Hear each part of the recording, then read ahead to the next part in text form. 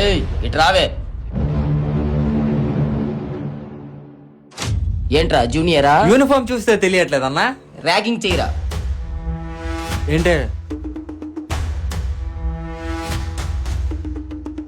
ఇద్దరు కలిసి వస్తావా?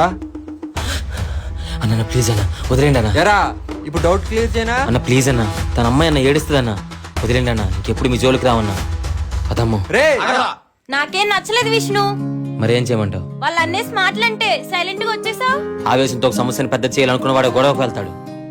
అదే ఆలోచనతో తిరిగి తన వాళ్ళకి ఆ సమస్య రాకూడదు అనుకున్న వాడే క్షమాపణ కోరుతాడు. నేను రెండో దాన్ని ఎంచుకున్నా. వాడి కళ్ళలో నీకు భయం మాత్రమే కనిపించిందిరా, కానీ నాకు వాడు సత్తా కనిపించిందే.